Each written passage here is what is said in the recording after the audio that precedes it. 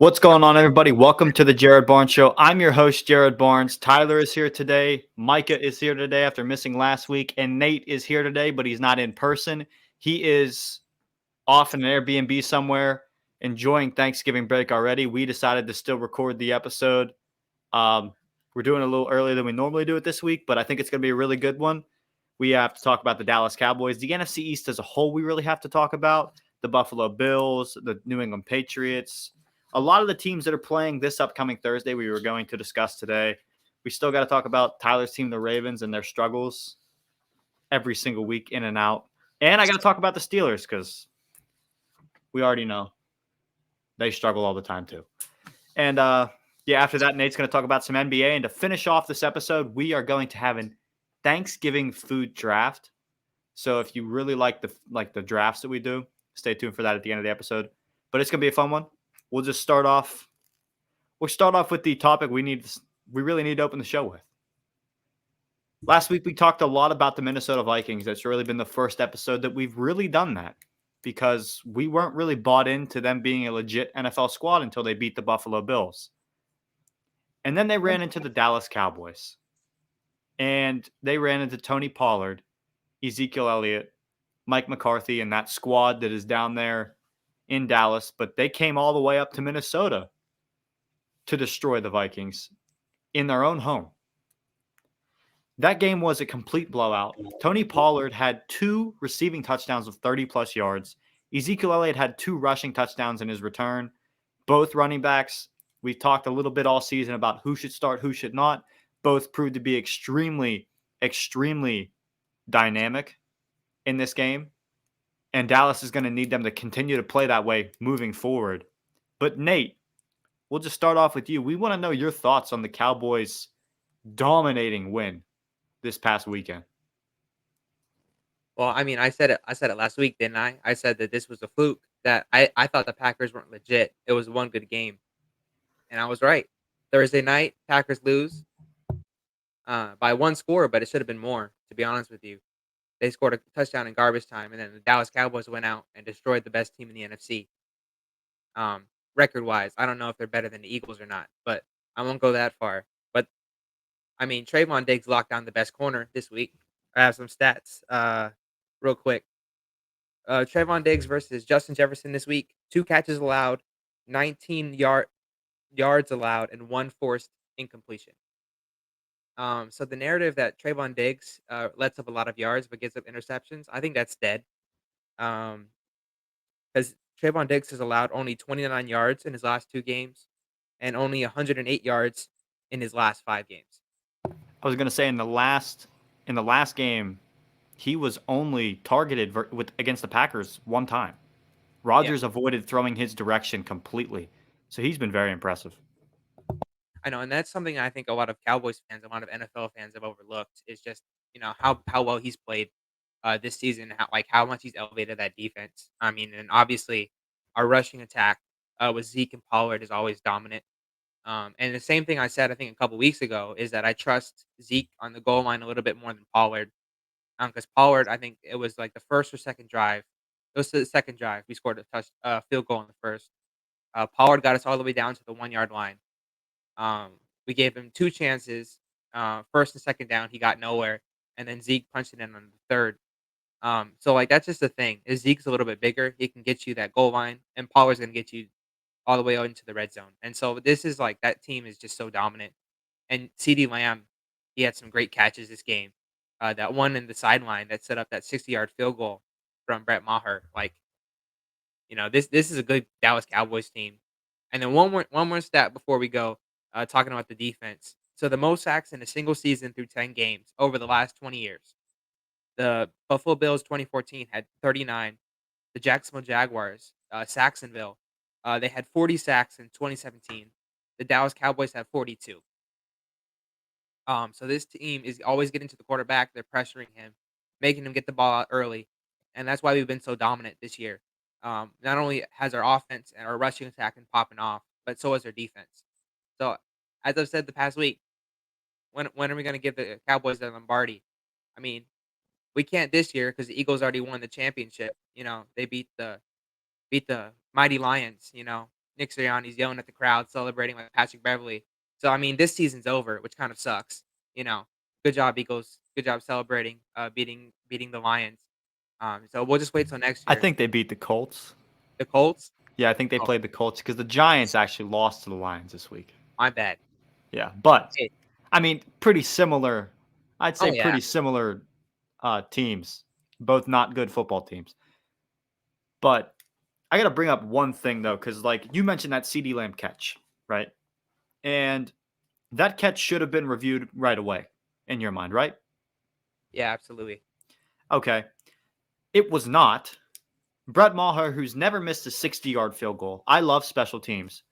I was paying attention to the catch, and then I like looked away. I was doing my laundry and stuff like that. And like they said, Brett Maher was lining up for a 60-yard field goal. He is 3 for 3 on his career leading up to that field goal. There's no whistle. The play's not blown dead. And then for whatever reason, the field goal is kicked and the play is blown dead mid-kick. And they're like, oh, they're reviewing the catch. It's like, well, the play wasn't blown dead. This field goal should count. And then Brett Maher, just being the dog of a kicker that he is, walked right back out there and hit the 60-yarder even better than he did the first time. But like that review was obviously only being done because of the Gabe Davis review last week that involved Minnesota, where they didn't review a thing and then, let up a field goal. But like, what were your thoughts on that? And is in your mind, you guys have the best kicker in the league, right? Um, we don't. I'm much of a Cowboys fan. I am. I have to give respect to Justin Tucker. Justin Tucker is a certified dog. But Brett Maher is number two. Um, I would say right after that. But I gotta give respect to Justin Tucker. Um, but yeah, no, he made that first 60-yarder. He made it barely, and I'm like, okay, let's go. I was about to switch the channel, and then all of a sudden they're like, oh, it didn't count. I'm like, why didn't it count? This is Des Bryant all over again. Like we all know it was a catch. We all saw it with our own eyes. Um, yeah, but then he's like, "You know what? I'm that much of a dog. I'm just gonna kick it right down the middle this time. I'm not gonna scrape the scrape the post. I'm gonna kick it right down the middle this time." And he made it. And he scored like 22 points for my fantasy. So he did really really well for me. Um so yeah, they should have reviewed it earlier. But it doesn't matter. You can't stop Brett Maher. No, and Maher is extremely good. And that Dallas team proved this week they really wanted the bounce back week and they showed the world how good they are. But they could get better.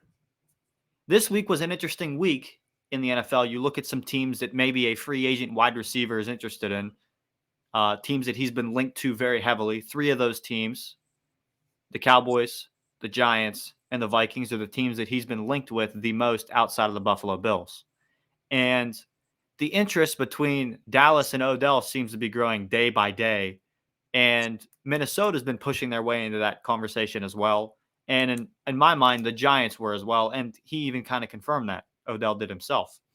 The Giants end up losing this week to the Detroit Lions. Not a good look. They lose Wandell Robinson, their number one wide receiver for the entire season. And then you watch the Cowboys and Vikings game. This is a game that pretty much might decide where Odell might want to sign. And Dallas puts it to the Vikings. How excited would you be if the Dallas Cowboys actually pulled off this signing of Odell Beckham Jr.? I mean, I've already been saying it since the beginning of the year. I think we already should wrap up the season by now. But if we get Odell, I think it's just we're gonna break some records. I mean, this might be one of the better teams that we've ever seen with the Dallas Cowboys. You know, we had Charles Haley. He was maybe our Micah Parsons. We had Deion Sanders. His name's Trayvon Diggs in the present day. You know, uh, Emmett Smith. That's Ezekiel Elliott, Tony Pollard. We have two Emmett Smiths. We have Emmett Smith, Tony Dorsett. We have the playmaker in CeeDee Lamb. You give us another playmaker in Odell Beckham with Dak Prescott being Troy Aikman. Come on, man. This is a Super Bowl winning team with Odell Beckham or without Odell Beckham. But if we get Odell Beckham, there's no defense that's going to ever stop us. We already have an elite rushing attack. We have a decent passing attack, and we have an elite defense. So if you give us Odell Beckham, give us another number one that can go and get us the ball. We get an elite passing attack. There's not a single thing, and Brett Maher's our kicker still, so our special teams are great. There's not a single hole in this Cowboys team if OBJ signs here. And, I don't I if he signs here, I don't see the Eagles beating us. I don't see the Vikings beating us. I don't see anyone in the NFC beating us. It's gonna be the Cowboys and the Chiefs Super Bowl, and I'm so excited to see. Um, but yeah, there's nobody stopping us if we get OBJ. It will be interesting to see, and you've been hyping these praises up for the Cowboys every single week. And as time has gone on, I try not to buy into Cowboys fans' hype, but we are now deep enough into the season where like the Cowboys are legit. And a little tease for a segment we'll be doing later. We're going to talk about what teams are actual legit Super Bowl contenders, and it feels like every team in the NFL this year has a very solid defense, if not really good defense, and only a few teams have really good offenses. In my mind, Dallas is on that list. There's some other teams, but Dallas is on that list of teams that are legit Super Bowl contenders. So, Cowboys fans, a round of applause to you because that's the first time that we've really been saying that in 10 plus years, I feel like. But moving on from them, we're going to bounce to another team in the NFC East, a team that extremely disappointed their fan base this weekend in the New York Giants by losing a game to the lowly Lions. And I will say, this year's Lions team, a much improved Lions team considered what we've seen in the past with other Lions teams. But at the same time, if you're the New York Giants, you play in a division in the NFC East where every single team is good every single week, you can't afford to lose a game. The Cowboys lost a game last week. You had a chance to possibly continue to overtake them by losing. They get knocked down a peg in the division race, get knocked into third. Uh, Saquon Barkley extremely underperformed. The offensive line just failed to block, and the Lions took him completely out of the game from the start. Daniel Jones made some mistakes very early by throwing 2 interceptions, like in the first quarter. He had thrown 1 interception on the entire season going into this game. He doubled his interception total just in the first quarter alone on the entire season, and they never recovered. They had to throw the ball too much. It caused them to not be on the field offensively as long as they would have liked. They couldn't run the ball with Barkley, and then because of that, the defense was on the field more often, and they did not play good throughout the game. The Lions offense has been decent all year, and Jamal Williams ran for 3 touchdowns on him. And like I mentioned, the Giants, they're now third in their division.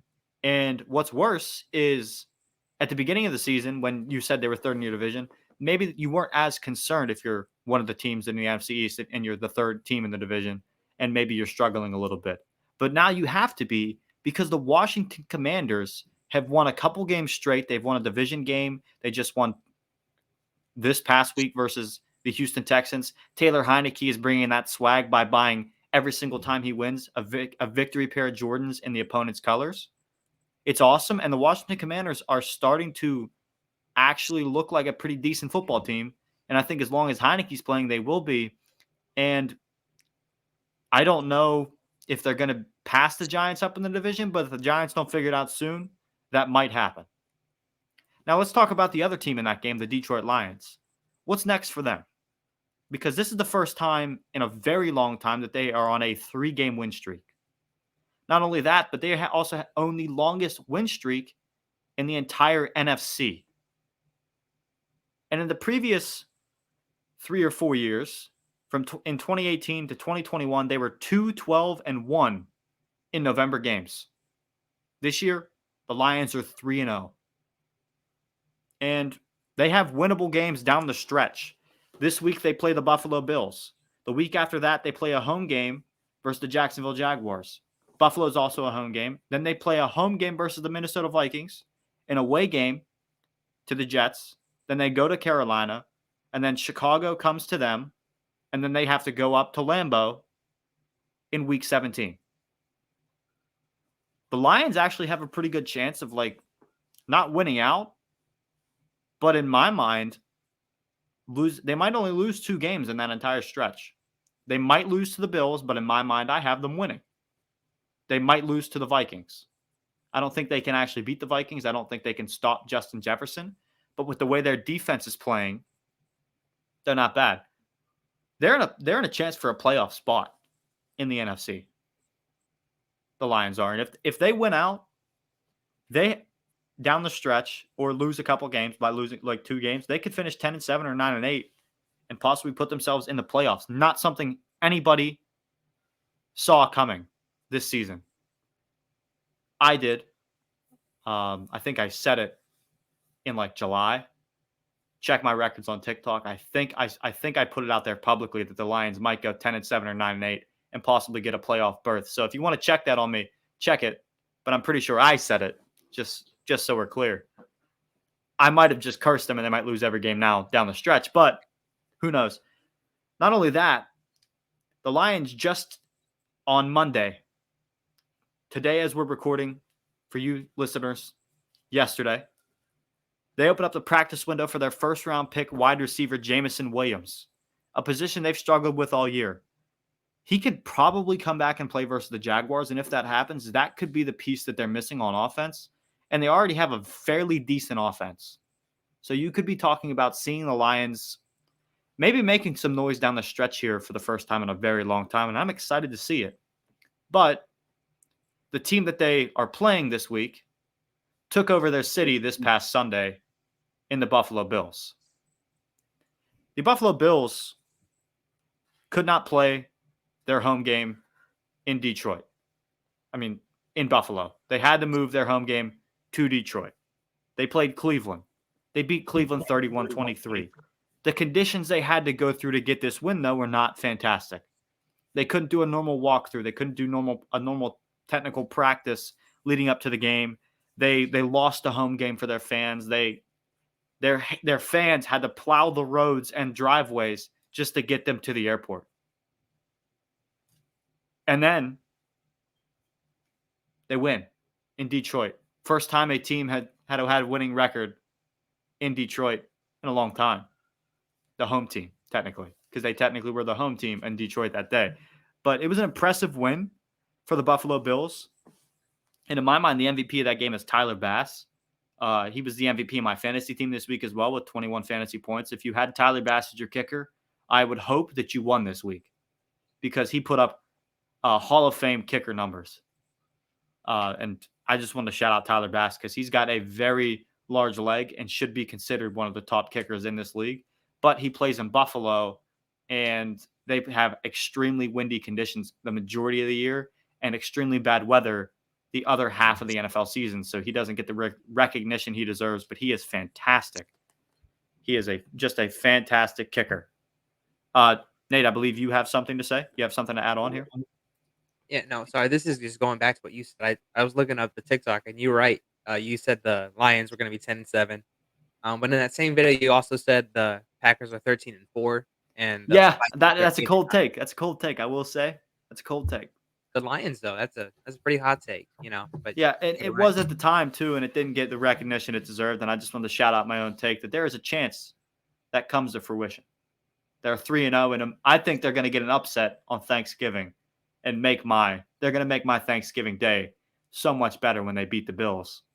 Just because I'm a slight Dolphins fan at this point, because we got a guy in the room that's a Dolphins fan. Seeing the Bills lose on Thanksgiving and seeing the Dolphins have a legit chance of winning their division at that point, not that they don't already because they're first in the division, would just be awesome to see. But another team in the AFC East, two of them actually, played maybe one of the worst games of this NFL season over the weekend. The New England Patriots and the New York Jets had a field goal brawl until the final 30 seconds of the game. The Patriots get a last-second win with a punt return. Both offenses sputtered all day long. The Jets offense specifically played absolutely miserable throughout the whole game, including the second half. Here's an interesting stat for you. The Jets averaged 2.9 inches of offense per play in the second half.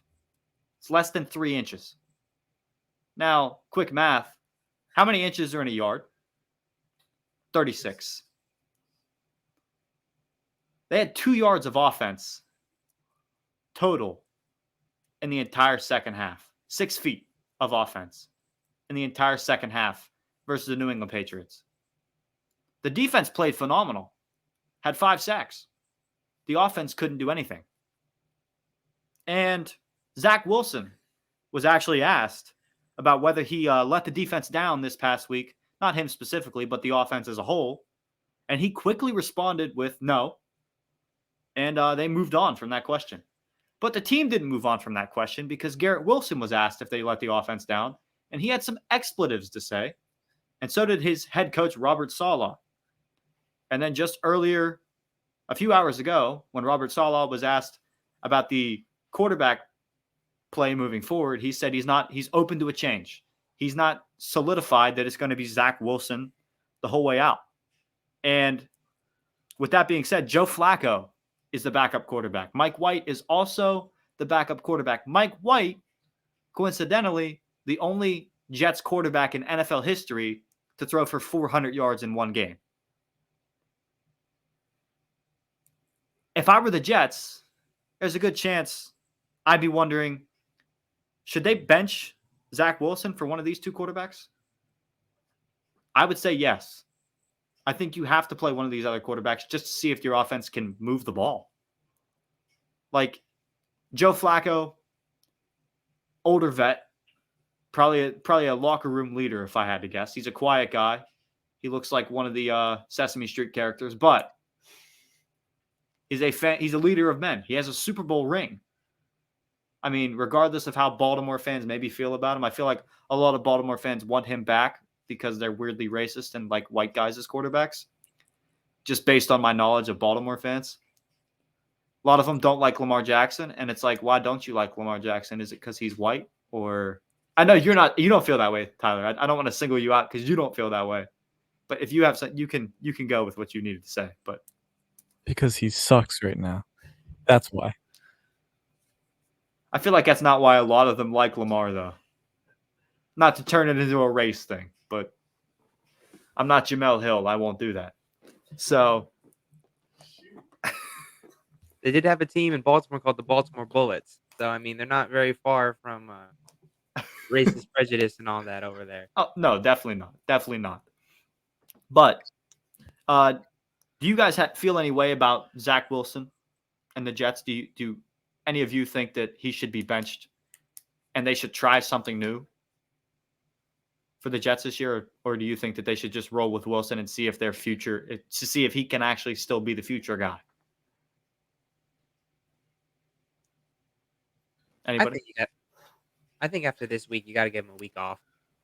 Just you failed, this team. Like I think somebody said they averaged 2.77 inches.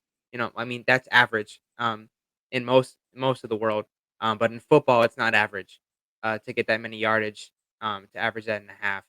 And I think after that poor performance, I think you need to bench Zach Wilson at least for a week.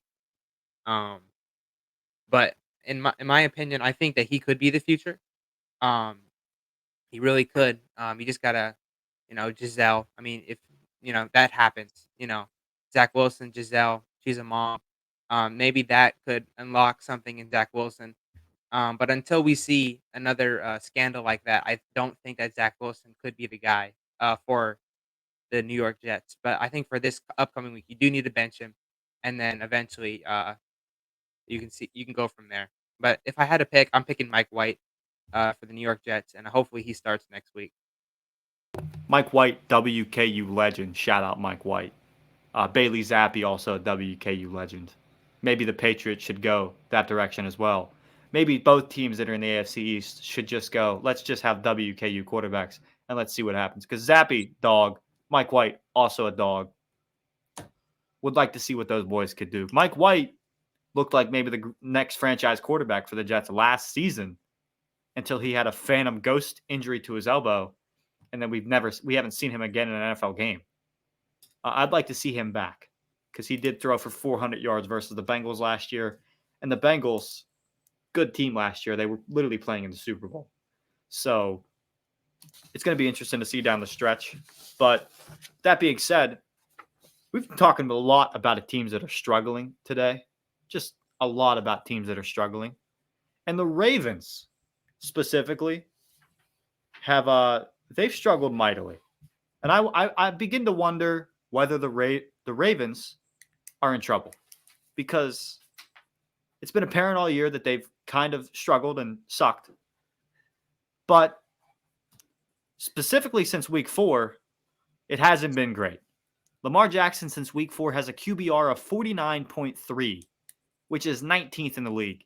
If you remove all his rushing stats, his QBR is 36.8, which ranks him 26 out of 30 eligible quarterbacks. That's bottom tier.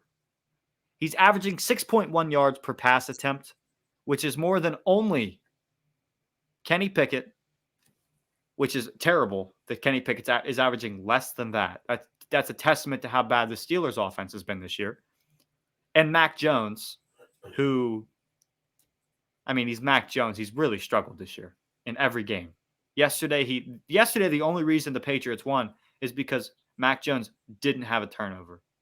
If Mac Jones has a turnover, Patriots probably lose the football game. But Lamar Jackson he's struggled all year long, and this is a massive year for him because he's literally in a contract year. And for the first couple weeks, he was playing extremely good ball. And then in the Buccaneers game, he played really good football, somewhat in the second half. But outside of that, it's been pretty bleak for the Ravens. And it's led me to believe that they're not all that legit of a team. But I'm not a Ravens fan. We have a Ravens fan, Tyler. Tyler, what are your thoughts on the Ravens this past weekend and just as a whole in general? Okay, so my thoughts are our offense is kind of just confused at the moment. Lamar is not at all performing like he should. Um, and I don't know what we're supposed to do to get him to that level because at least with Kenny Pickett, your offensive line is absolute dirt. So the defense is, I mean, the defensive line is getting to you just about every single play. So he has an excuse as to why he's not being able to get yards down. Lamar doesn't have that issue. Lamar has time on plays. He has time to decide. He's got weapons. He had Mark Andrews. He has those open people for him. He's just not making the work. Like, I don't really know what's going on with our offense. Our defense is still absolutely beautiful and it is performing quite well. As we kept the freaking Panthers down to what, 3 points, I believe, that entire game. So, like, I mean, I know it's just the Panthers, but still, 3 points is 3 points. And with us only winning by what, 14? We shouldn't only be winning by 14 against the Panthers. Did we win by 10? I thought it was 17-3. I don't know 100% what the final score was, but you were playing a former quarterback from your division that you kind of know very well. So the defense played well. The Yeah. offense should have played extremely much better because I thought we would have just blown it out. I thought it would have been a great game for us, but our offense just did not show up. Lamar is not showing up consistently game to game. And it's going to be an issue going forward because like, I get he popped off in the Buccaneers game, but since then it's just been average. It's not even average. It's well below average. And he's honestly being carried by our freaking defense because our defense is doing so well. Like, I don't know what's going on with our offense, or like, I know our coordinator is fantastic. I know we have a great offensive coordinator, but Lamar I is wouldn't say that.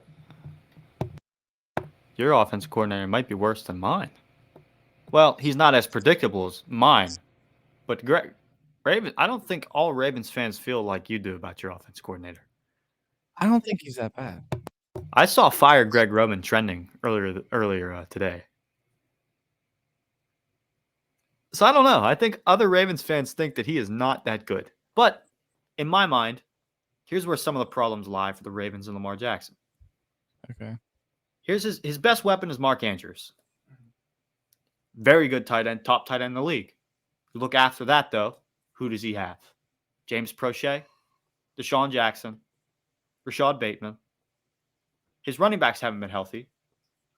His top running back right now this year, I feel like, is Kenyon Drake, who I'm pretty sure they signed. He wasn't on the team for all of training camp. They signed him midway through there somewhere. J.K. Dobbins hasn't played. Gus Edwards has been spotty on and off healthy. He's not surrounded by actual talent. And the only good wide receiver that they've really had in his entire time, in his entire existence as quarterback there is Marquise Brown, and Marquise Brown won it out. Like there's been issues for a few years really with the offense and like wide receivers. Like Marquise Brown a few years ago was tweeting like, if you got dogs on the outside, why don't you use them? Like he literally tweeted that a few years ago when he played for the Ravens. And then ever since then, he was just unhappy until he was gone. And then he was like extremely successful very quickly in Arizona. And I think it's time for a fresh offense there in Baltimore, but I think Lamar sees that the Ravens have not really done as much as they probably could have to help him offensively. And I'm still big on the train that I think Lamar will not be in Baltimore for much longer. I don't think Lamar is going to play his entire career in Baltimore. I think he wants out because they're not going to pay him what he wants exactly. And they're also not going to be able to surround him with weapons that are good when they pay him. Because look what they've done when they haven't really been paying him much money. They haven't really the only real weapons they bring in are guys they draft. They're not a ball club that is like signing a bunch of free agents. They're just not one of those ball clubs. Like they're not the Rams. They're not going to trade all their picks for vets. That's just not the Ravens' way. It's just kind of that old school football mindset that is in the AFC North. Like a lot of teams are that like not that way. Like the Bengals aren't that way. All of what they do is try to do homegrown talent and bring in like savvy vets, which over the last couple of years they've done much better in free agency than they have, and it's shown because the Bengals are one of the top teams in my mind in the AFC. The Browns this year finally moved some picks to try to land a quarterback, even though he might be let's call it what it is. He might be Bill Cosby, but like at the same time, like the Ravens have not done it like what they need to do to get Lamar the help he needs. And I think this year is of all the years it's showing the most because the weapons that he has, the actual weapons, like the starters, they're hurt. And now he's playing with backups. It hasn't looked great at all from the start. And do you think the Ravens can still win the AFC North? I think we still definitely have a chance to win AFC North. I don't know how far we make it into the playoffs. Um, it honestly just depends on who we play. But we're I don't see us just like kind of as my take as later on in that segment. I don't think we're a Super Bowl contender this year. Just our offense. I don't see us pulling it together. Um, by then or even at all. So, I'm not really hopeful for the Super Bowl this year, unfortunately. I think we're definitely making it to the playoffs. But again, I don't see how far. I'm not really. I don't know how far we'd actually make it.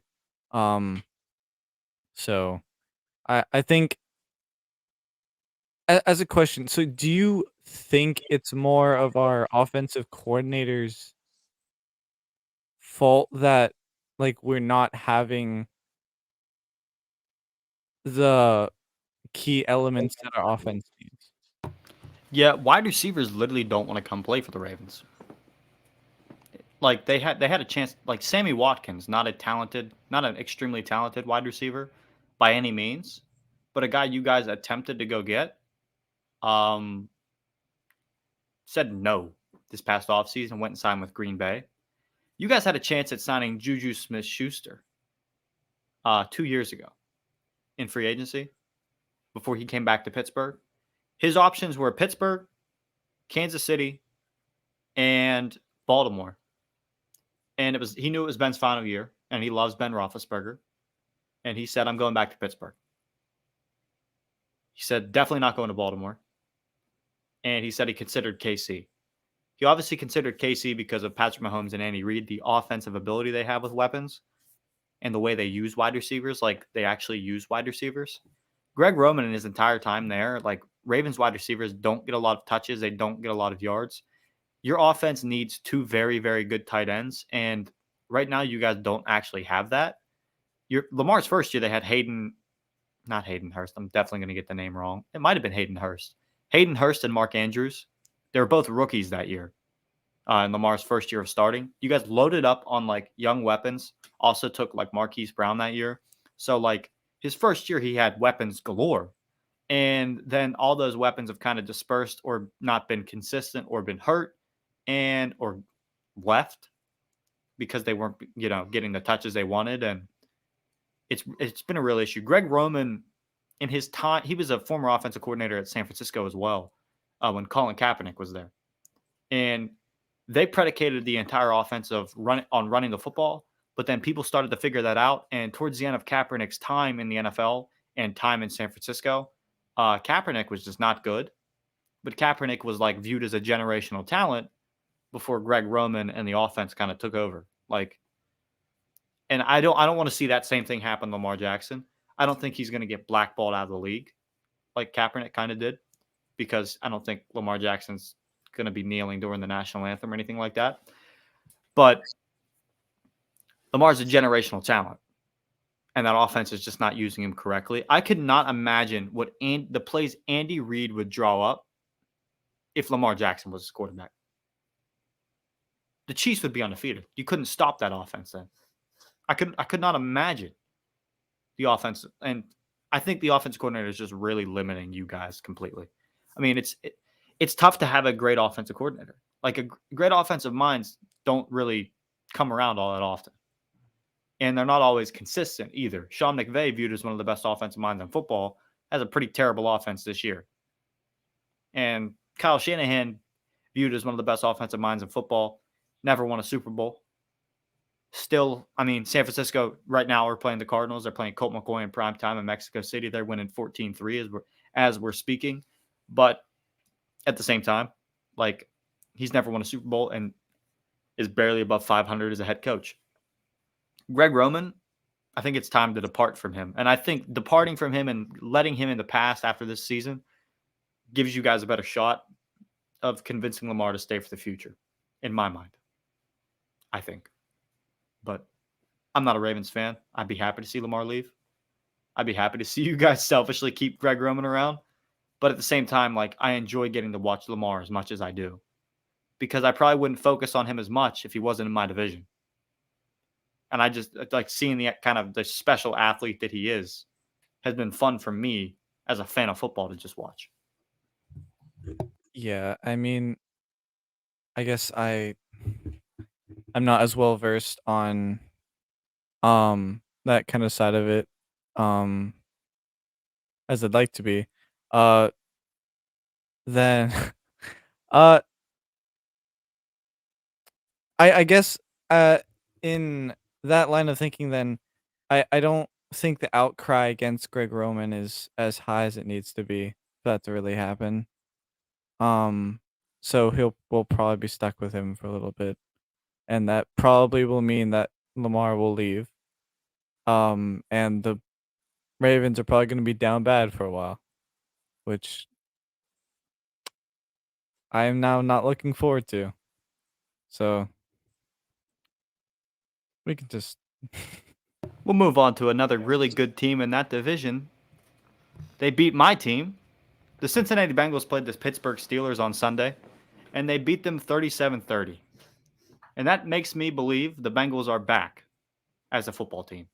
I think they are back to being just an extremely dominant team in the AFC. In my mind, they're one of those offenses that I don't know when fully healthy if they can be stopped. They have a great quarterback. They have a dog on the outside in Jamar Chase who can, in my opinion, Jamar Chase can go one-on-one with any corner in the league and probably win as a route runner and as just the ability to go up and get it. And Nate, I don't know how you feel. Could Jamar Chase win one-on-one versus Trevon Diggs? No, I don't think so. I don't care who's throwing to him. I don't think anybody in the NFL is beating Javon Diggs. But are we really calling, beating the Steelers back to dominating the AFC? I mean, no offense to you, Jared, but I mean the Steelers aren't that great of a team. They still have Matt Canada.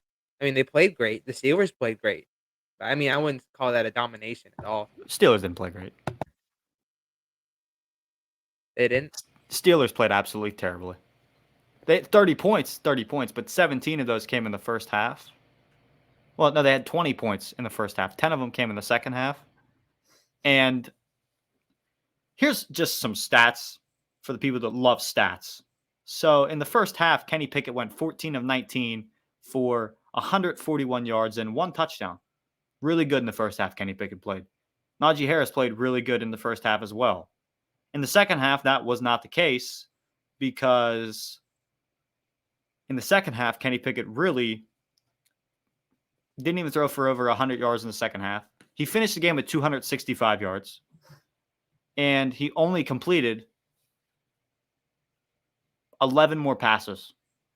He attempted 42 passes on the day, and he completed 25 of 42 for 265 yards and a touchdown. Not great. And in the second half, we just didn't play good at all. I mean, our touchdown came very late in the game with 45 seconds to go. In the second half, we scored a field goal in the third quarter, and then our touchdown came really late to make the score look a little better. But with 46 seconds to go in the game, we were trailing 37-23. 14 points when we went into halftime with a 3-point lead over the Bengals. I was extremely disappointed as a Steeler fan because, like, we looked good. We actually looked good. And then, after the game, Bengals are talking. Bengals defensive players are talking. Guys that, have respect for the Pittsburgh Steelers, believe it or not.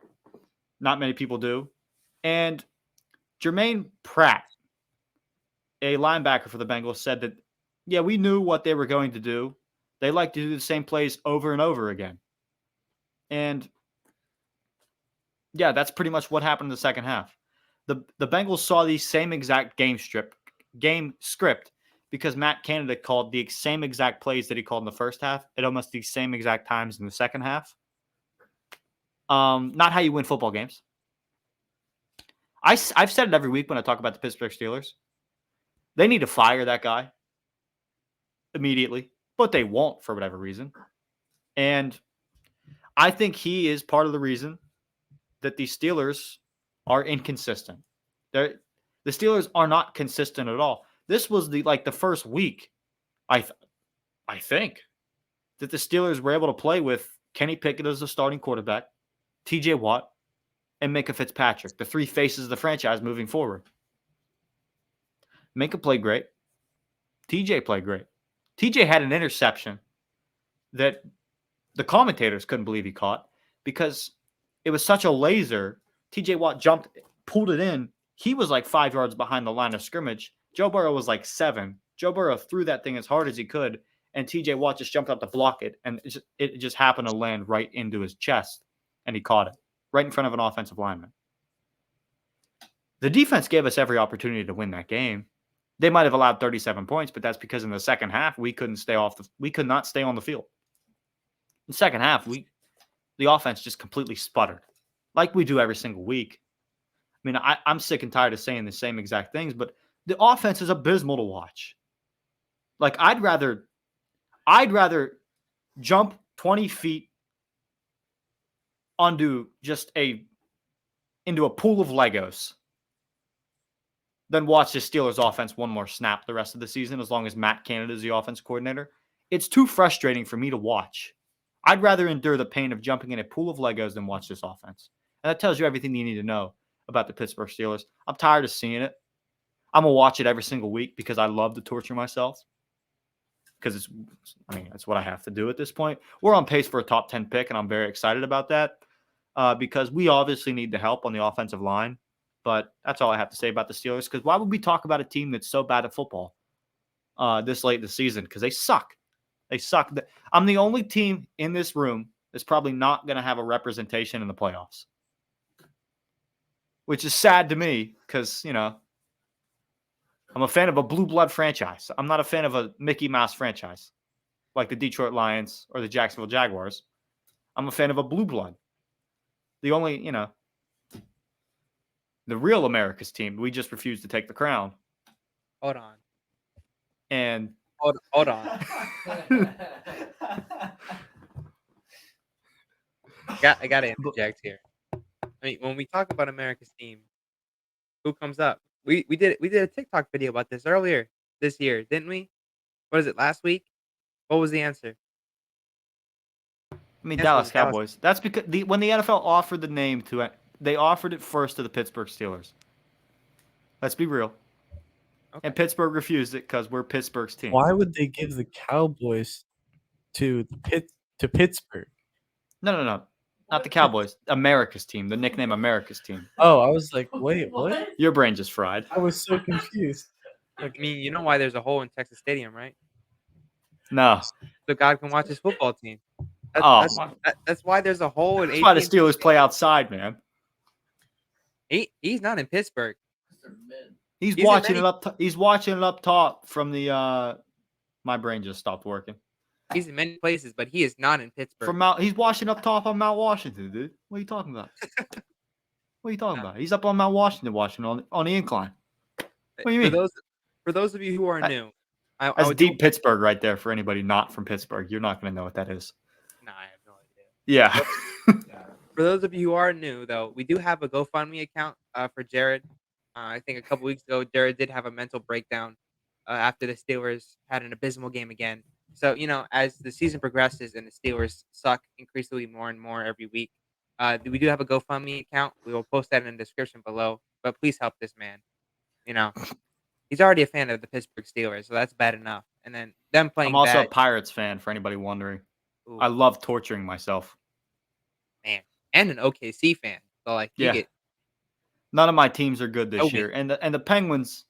I haven't followed hockey yet because it's not hockey season for me. It's not hockey season until the football season ends. So I think Bergeron's got like 1,000 points recently. So for y'all, Evgeny Malkin. Who did it? I think it was Bergeron. I don't know that guy's name. I know Evgeny Malkin. No, I mean that's how connected you are. Yeah, I haven't paid. I've paid zero attention to hockey because it is still football season. That's fair. That's fair. When football season, when playoff hockey begins, I become a hockey aficionado. Only when playoff hockey begins. So that's a long time from now. But we'll move on from the miserable Pittsburgh Steelers. We're going to bounce around to some quick hits around the NFL. Just a couple storylines and news that's happening in the NFL we'll hit on real quick. Falcons tight end Kyle Pitts, for any fantasy people out there that want to know, because I know no Falcons fans listen to this, but Falcons tight end Kyle Pitts was placed on IR today, likely probably ending his season. Broncos waived running back Melvin Gordon. He's fumbled the ball 5 times this year. He's fumbled it also twice inside the opponent's 2-yard line, where he had a chance to score a touchdown. He's a big physical back. Shouldn't be fumbling inside the 5-yard line of the opponent. He wasn't the single reason why they lost yesterday, but they could have gone into halftime with a score of 17 to whatever it was. They could have had 17 points, and that didn't happen. They went into halftime with 10 points because the field goal got blocked then. And yes, he got waived today because of that. The Broncos were tired of him fumbling, literally fumbling games away. And that Broncos team's bad. They just had a new play caller this week. I'd assume they're going to have a new head coach after this season. But waiving your top running back is another sign that you're a bad football team. And the Giants, a team in the NFC East that we talked about, like I mentioned earlier, Wan'Dale Robinson, their number one wide receiver, tore his ACL, and he is out for the entire season. And also Matthew Stafford was concussed in the game versus the New Orleans Saints this past week. His second game of the year that he was concussed in, where he was actually confirmed concussion, unlike Tua Tagovailoa, where it wasn't necessarily confirmed. These are 2 confirmed concussions. He was out last week due to the concussion. And the week before, 3 weeks ago, he was concussed with his first one. This is a second one, only 3 weeks removed. So, yeah, hopefully he can get healthy soon. But that leads me to my next question. Because the Rams also lost Cooper Kupp for the year. I think it was last week or 2 weeks ago as well. And Matthew Stafford, former quarterback of the Detroit Lions. Detroit Lions look decent this year. The Rams don't look good. They're the former defending champions of the NFL. So they do have a Super Bowl. So all of this, trading picks away and bringing in veterans and not drafting guys. It got them a Super Bowl, but where will they be in 5 years? Who knows? So I'm wondering whose future is brighter. And this is a conversation I wouldn't expect to have in the regular, like before the regular season started, but now I'm literally wondering it in my own head. Whose future is brighter, the Detroit Lions or the Los Angeles Rams? Next year, the Lions have $23 million in cap space. The Rams have negative money in cap space. They have to rework people's contracts just to have enough money to sign a draft class and actual free agents. The Lions currently hold the Rams' first round draft pick, and the Rams are on pace to have a top 10 pick. Right now, they're on pace for the 6th pick in the 2023 NFL draft. The Lions have won 3 straight, and things kind of look bleak because prior to into coming into this year, Aaron Donald almost retired because he wanted more money and because his biggest goal of his NFL career was to win a Super Bowl. He's already been the Defensive Player of the Year 3 times. Like, what else does he have to accomplish? So he thought about retiring. Sean McVay supposedly also thought about not coming back and coaching because he had other opportunities. Thought maybe retire as well because everything's been happening like crazy. He's not even 40 yet, and he's an extremely accomplished head coach with a Super Bowl and everything like that, who probably could go make $50 million a year on TV if he wants to. And he said that he's going to be around until the core they have is gone. So that means Cooper Kupp, Matthew Stafford, Jalen Ramsey, and Aaron Donald. When that core is gone, McVay's probably going to leave. And with Matthew Stafford as a human being, as a person with kids and, a family and a wife, getting concussed 2 times, he's had a multitude of injuries in his career that he's played through. Broken back. His final year in Detroit, literally played through a broken back all season long. Now he has 2 concussions this year. He had an arm issue coming into the year. I could honestly see Matthew Stafford considering retirement this offseason just because thinking about his future. He's made a lot of money. Why wouldn't he? Aaron Donald's accomplished a lot. Why wouldn't he maybe retire as well? If this core falls apart for the Rams, their future is bleak because they have no draft picks. They have no draft picks coming up. I don't think they have a first-round pick until 2025, 2026. They're a team that is in desperate need for help because their offensive line is extremely bad. And the Lions have 2 in this next upcoming year. Jared Goff is still their quarterback.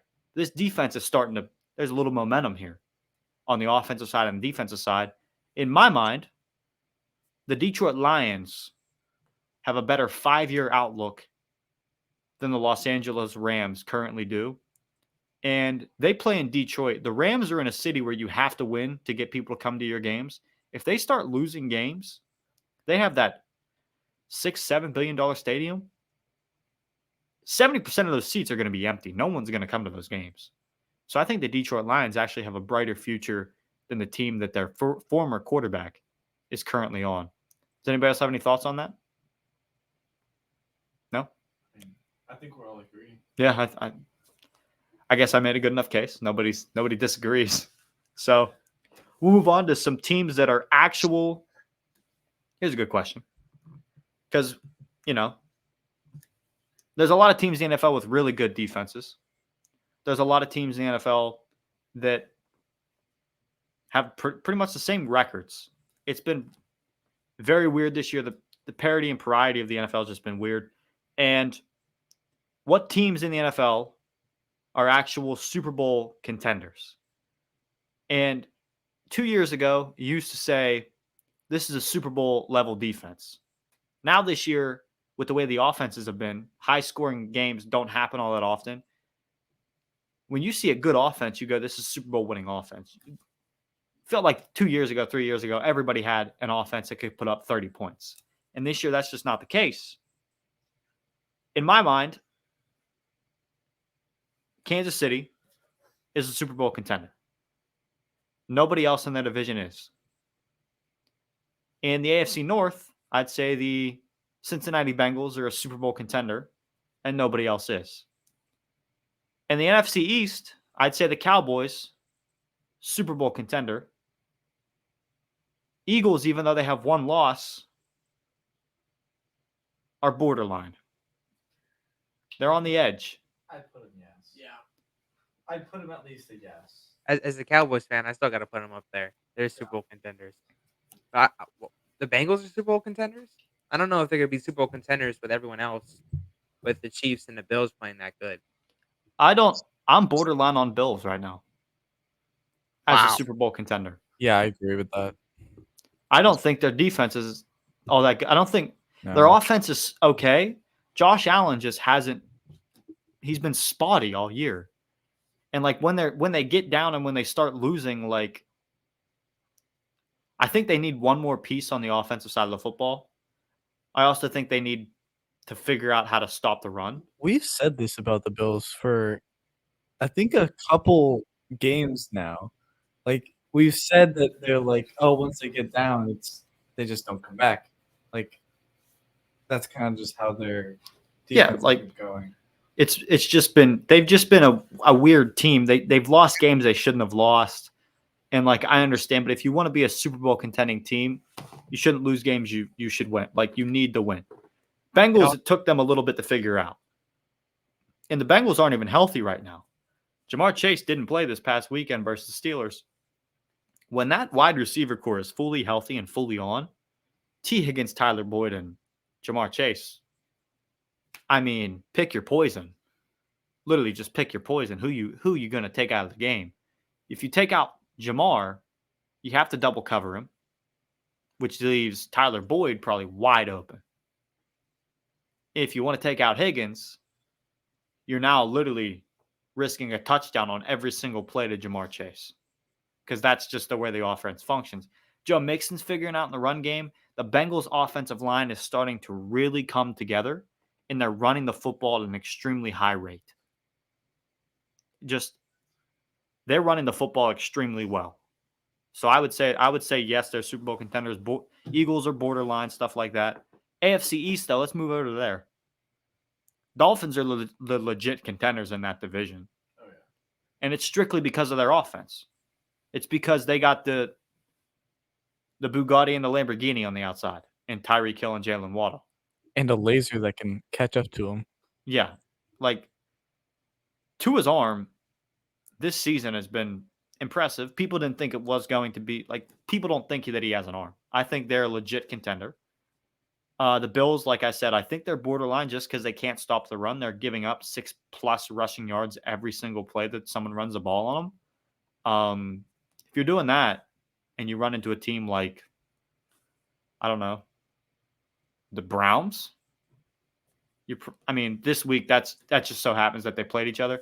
Like they actually stopped the run a little bit versus the Browns, but like they should have destroyed the Browns. And they let the Browns kind of hang around, and they didn't play all that great even in this game. But the conditions they had in that game were ridiculous. But there are some teams that can really run the football. And, like, I don't know. Nate, who do you think that I haven't mentioned that is a legit Super Bowl contender? Honestly, I can't really think of another one. I think one of them is gonna at least come out of the East, either division. I think NFC East has 2 Super Bowl contenders. The AFC East has, I would even say 2. I'm a believer in the Bills. I mean, even though the past couple games they still have enough talent where I believe that they could be a Super Bowl contender. I mean the Dolphins too. I mean the Dolphins have an elite offense. Not a whole lot of people in the AFC stopping that offense. Um, did we mention the Chiefs? Did we I forget- think we mentioned them in passing, but like they're just so good. I was gonna say like that. That's my pick to come out of the AFC. I That's think my pick as well. you can't stop Patrick Mahomes. I think know. AFC Championship game, Mike. I think you'd be happy if Mike. You would be very happy if the Dolphins made it to the AFC Championship game. Correct? Oh, yeah. You'd be a happy person. Big time. Would you be disappointed if they didn't go to the Super Bowl? No. Okay, so like as a Dolphins fan, I'm ecstatic that they've even done this well. So, I mean, honestly, if they end up kind of going down towards the end of the season, I'm not going to be upset. We have some good players going into the next season, but I mean, it's been a good season overall, so I wouldn't be upset if they didn't go to the playoffs. So, And I actually haven't got to discuss this with you yet, but like the run game since you guys have traded for Jeff Wilson from the 49ers has been phenomenal. Yeah. Do you think that could be like I thought that was the missing piece on your guys' offense as a whole? Like, could that do you think if your run game continues to go this way, and like I think we all think on this show that it will probably be the Chiefs and Dolphins in the AFC Championship game. Do you think that your run game could be the piece that helps you maybe get past the Chiefs in that AFC Championship potential AFC Championship game? I think that's the only thing that will help us because, like, I think they're gonna run all over our defense. To be honest with you, our defense isn't. I mean, it's okay, but it's not the best out there either. We don't have like the best, so I think the Chiefs will definitely. They'll definitely get like a good amount of points on us because they can run all over our defense. But the only thing that's gonna save us is our run. We've got to establish a good running first, and then we can go to passing. But if we don't establish a run game, we're done, especially versus the Chiefs. So. Yeah, because I feel like the Chiefs they really would know how to stop Tyreek Hill. Yeah. I mean, they saw him in practice for years. Yeah. So they would probably have a pretty good game plan versus him. And is there anybody else we have not mentioned? I don't feel like there's really anybody else that's a legit Super Bowl contender. I feel like it really in the NFC, like, is just the Cowboys and Eagles. Maybe the San Francisco 49ers. They're on the bubble. I don't think they're considered playoff. legit. The bubble of the playoffs. They're not in the bubble. I'd say they're going to win. They're going to win their division. They're going to win their division. I feel like that's not like a bold thing to say that. Like with the talent they have on that team, on both offense and defense, specifically offense though, like they should easily win their division. Like Seattle's a great story, and man, would I love to see Seattle just go the whole way this year and win it all, just to spite Russell Wilson. But they're not going to do that. Like realistically, as an NFL fan, I'm aware there's not a shot that would actually happen. Now, if it does, I will literally probably buy a Seahawks jersey, Geno Smith Seahawks jersey, just because I'm that big of a fan right now. Like if they continue to go on this magical run and like it goes the whole way, that would be the greatest story of all time. Like I would love every second of it, but I just don't see it happening because I think the San Francisco 49ers will pummel them the next time they play.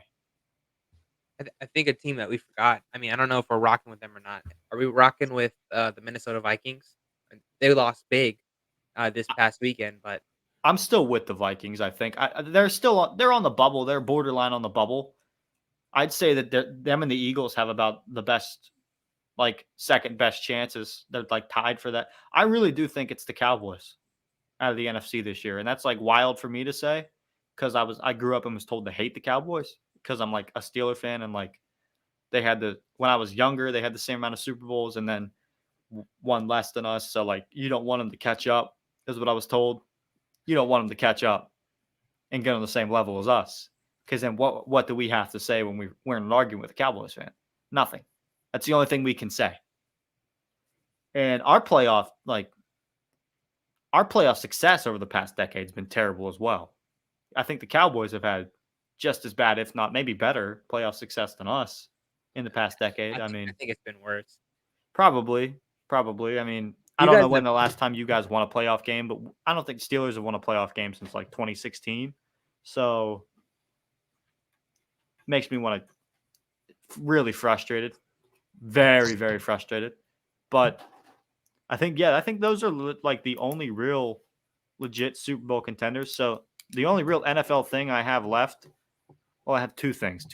One, this preview of the Thanksgiving Day games, just because it's games I think I'm going to be heavily invested in because Bills play the Lions, and I think the Lions are going to win that game. The Bills are 8.5-point favorites, though, which is a large spread.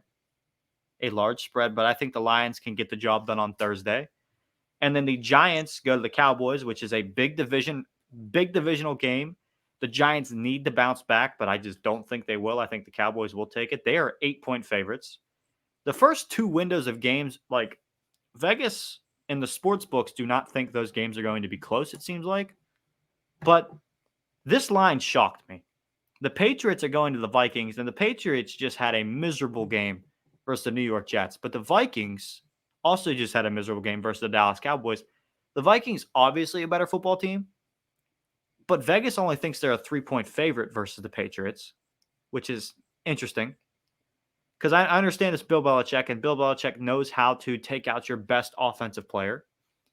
And he'll try to do that with Justin Jefferson. But if he does it with Justin Jefferson, can he stop Thielen and Dalvin Cook? We'll see. The Vikings are 3-point favorites, and I think they're going to get upset this weekend as well and drop 2 straight at home by the New England Patriots. That's just my personal opinion. I don't know if anybody feels strongly the other way, but yeah, I think the Patriots are going to upset the Vikings on Thanksgiving. Those are my 3 predictions for Thanksgiving. Watch me go 0-3 because I made them public and to the world, but that's just what'll happen. And I just have one other small thing I would like to mention. I saw TikTok a couple days ago, and the TikTok, it was a sad sounding TikTok, like the background music to TikTok was sad. It was a flashing lights thing, and it said, I feel bad for Tom. It was a Bills fan pretty much just showing that he feels bad for Tom Brady because I feel like on this show we bashed Tom Brady. I feel like we bashed Tom Brady about, the divorce thing and why he's playing bad. And I feel terrible for Tom Brady if this is the case because rumors out there right now are saying that Tom Brady was probably cheated on by his wife in that marriage, more than likely. I mean, just going with what the rumors are saying. I mean, this TikTok led me down a rabbit hole. Tom went back to the game because the game was the only thing that loved him, is what the TikTok said. And then I went digging down a rabbit hole. His former wife, Giselle, has a new boyfriend. It's also her jiu-jitsu teacher that she's been learning jiu-jitsu from for a few years. You mean to tell me that she just finalized the divorce and then just randomly decided to date her jiu-jitsu teacher that she fights with and rolls around with on a mat? These hoes ain't loyal, my man. Watch out. These hoes ain't loyal. No matter how much money they got, even if they dump all of it into FTX crypto and go completely bankrupt, these hoes ain't loyal. That's all I have to say. I would just like to issue my apology to the GOAT, Tom Brady. I'm sorry I ever maybe disrespected you on this show. You'll never come on. You'll never see this. I feel for you, Tom. I feel for you. These hoes ain't loyal. Ty, you got anything to say? I'd also like to just make a public apology because I have made a purpose whenever he comes up to actually just trash on him whenever we talk about him, and mainly because of that situation. And I'm sorry. It like again, if that truly is true, like that's a terrible situation. Like I don't know how many of us in this room. I know Jared has. I know I have. When you've had a girlfriend and they just leave you for another man the next day and you didn't even know. So It's not a great feeling. It's probably worse when you have kids with that person. I would assume. Probably much, much worse. yeah. When that TikTok said Tom went back to the game because the game's the only thing in his mind that loved him back, that hit deep. That hit deep. I don't know if anybody else feels like they need to make it a public. I don't feel like you, Nate, or Mike has really slandered Brady to the level that me and you have. I was gonna make a joke, but I don't know if that's the proper time. Like, imagine him just coming home and looking at her calendar, being like, "Why are you meeting with this guy 3 times a day?" I was gonna say you got 7 jujitsu meetings a day. What are you doing? Like, Man, stamina is crazy. Like, come on. it is a shame that like if that is actually true, like she's definitely like they've been spotted. Her and her jujitsu teacher have been spotted at like a lot of places, enough to probably be considered like they're definitely more than just teacher and student at this point. And maybe that's just her bounce back fling, and that's what she decided upon just afterwards. But something tells me this was more of a premeditated thing, and there were some maybe things going on. And I hope that is not the case because, in my mind, they were the next thing outside of Jay-Z and Beyonce. And I mean, if that ever goes, love is dead. There's no chance. But that's all I have to say. No one's ever going to take anything I just said seriously there because I threw in the FTX thing and the Jose ain't loyal thing. Wait, honestly, but- this is like the Kanye breakup of the football world. Kanye with who? Kim? Yeah, That wasn't. No, that's not comparable. I think it kind of is. Well, Kim was big. Like at the time, Kim was bigger than Kanye at some points of her career, and Kanye was like the best hip hop artist before all the Jewish things got in. Oh, yikes. We won't I talk think they've about broken that. up with enough people before, anyways, that nobody actually took that as a shock. I mean, they date around all the time, the Kardashians, so nobody actually took that as a shock. I don't think anybody expected them to last. Let's be real. Yeah. Kanye and Kim, that was like a recipe for a disaster from the start, I feel like. And then her ex-boyfriend that she just dated, Pete Davidson, is like a dog, dude. Guy's a dog. Emily Ratajkowski, dude. Guy's a dog, dude. Now Emily Ratajkowski, dude. He's a Yeah, guy's on an unreal run right now. Like if we ever do like a GOAT debate of just normal human beings, I think Pete Davidson would be like my take. Guy's on a King is run on like level. he's on a run like we've never seen before. He's on a run like we've never seen. We've never seen a run like this. This is a higher than Jordan S type run, like a 3-peat run. This is a 6-peat run, 7-peat run. We've never seen championship level runs like this. Young Gravy. Wilt. Well, that's a different story as well. Young Gravy is a different story as well. We've strayed too far from sports. We've strayed too far from sports. We gotta get back on track. I said I want to make this a shorter episode. We're still gonna probably push 2 hours. It's crazy. But we'll move on. Move on from relationship talk. Young Gravy, the legend. But let's move on to some like young talent in the NBA. Nate, you got some NBA stuff to talk about, I'm assuming. Let's hear it. I do.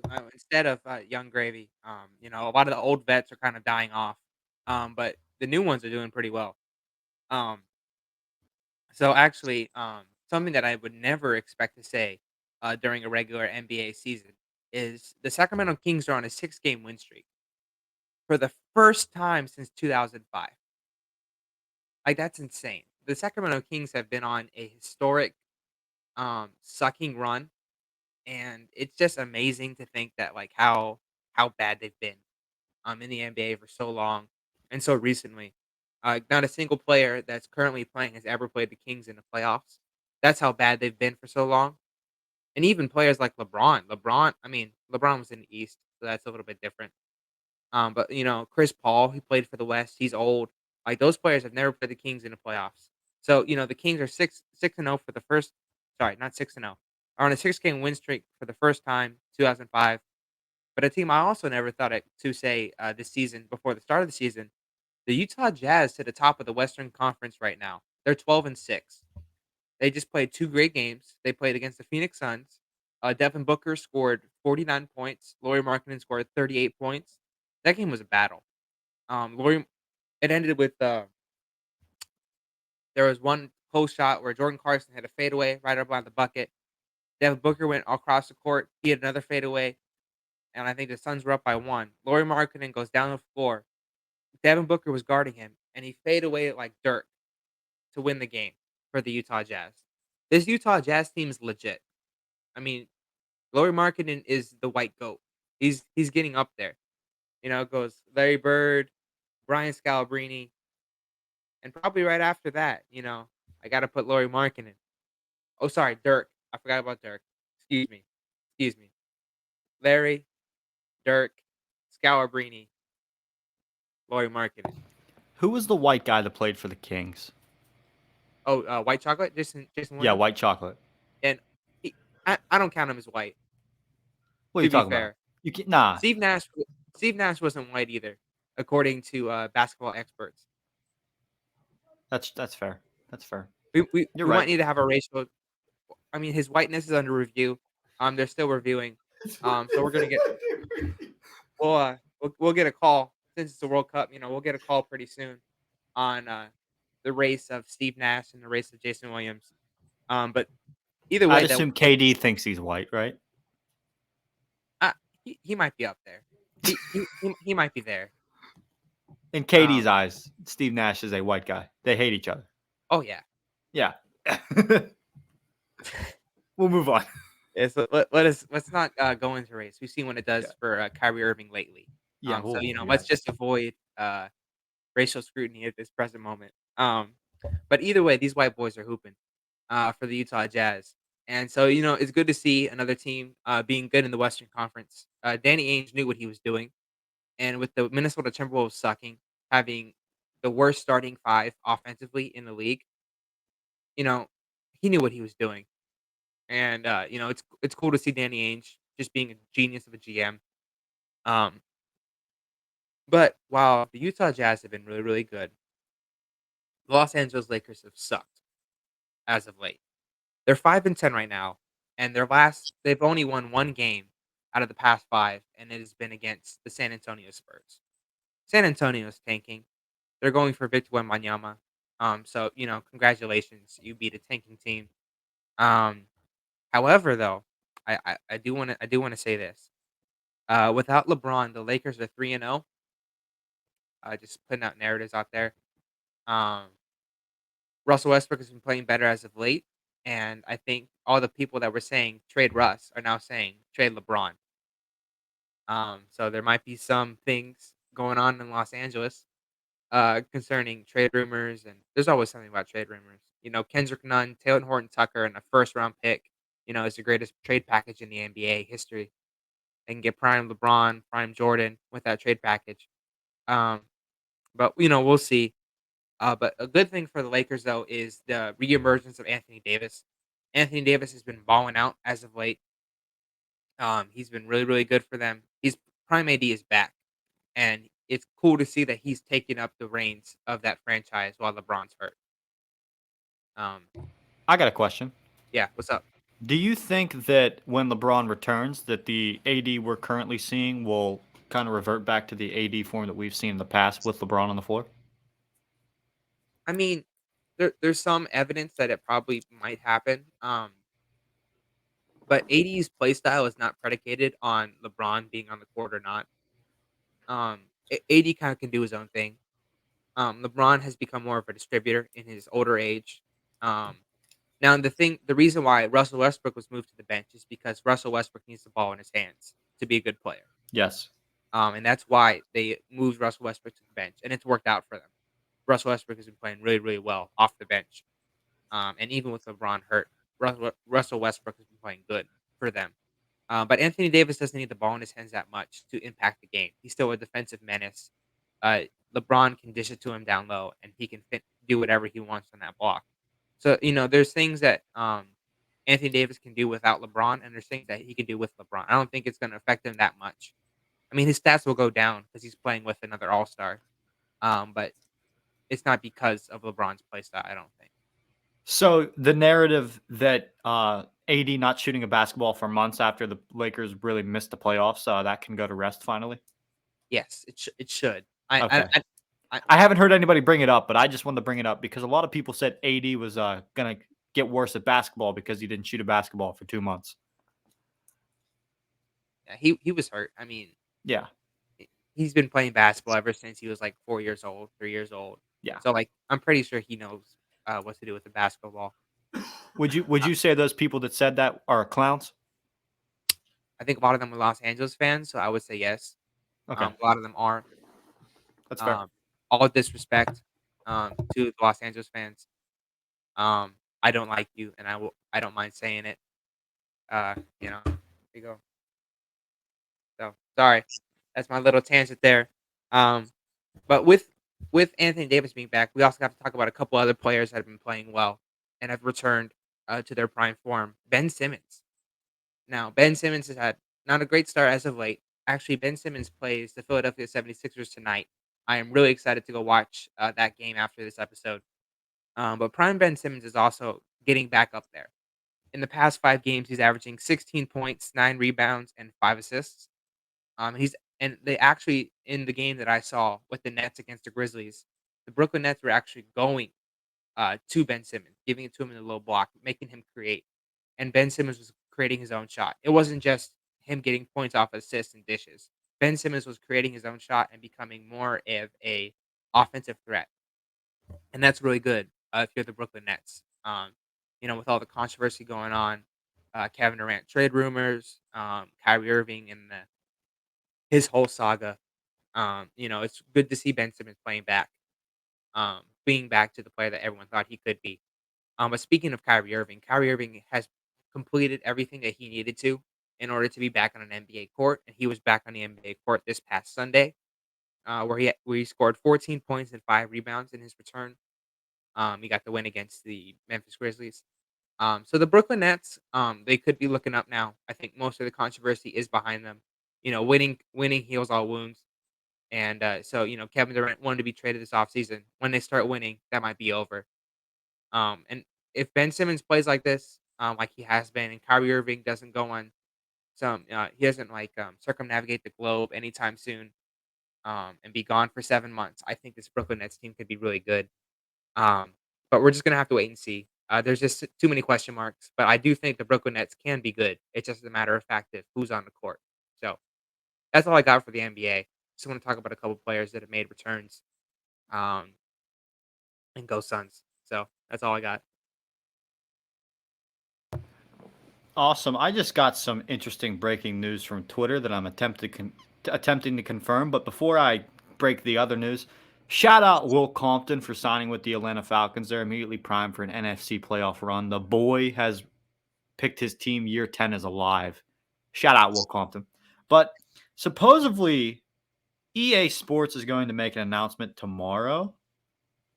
And it's related to the NCAA football video game. Oh yeah. So, according to Matt Brown Yeah. on Twitter, EA Sports is set to announce that NCAA football will not return until 2024, which is a year later than originally planned. So, rest in peace to anybody that thought they were going to get to play that this upcoming year. That sucks, dude. Just someone that's kind of in that gaming realm. In prime EA fashion, they delay the game. There have been a lot of recent games by EA that have just been delayed either a month, 2 months, whenever they needed. Um, it happened with Battlefront. It happened with both Battlefronts. It's happened with um a couple other ones. I'm not remembering off the top of my head, but yeah, that's prime EA fashion. They should change their slogan to EA Sports. Where is the game?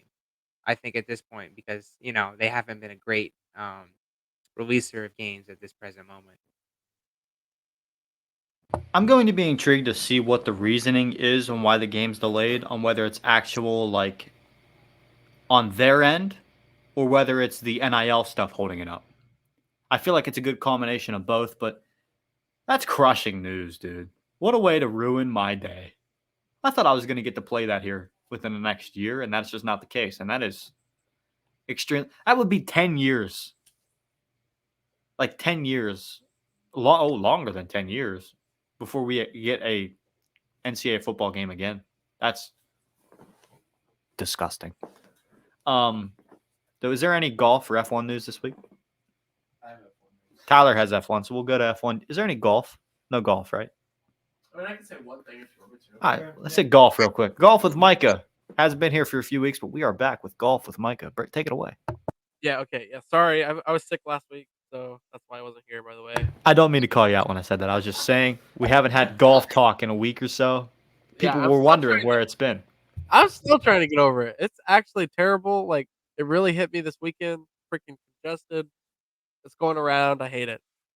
One thing that I just actually, because I wasn't gonna say anything about golf, I told you that, and then I remembered off the top of my head that LIV is actually trying to get rid of Greg Norman right now.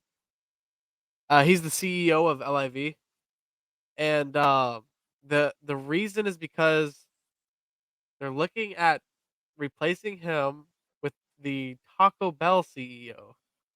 Yeah, isn't it What? crazy? Okay, so the guy that owns the Taco Bell, the CEO of Taco Bell, he actually has had some interactions with the PGA and has really helped them grow in numbers and stuff like that. And with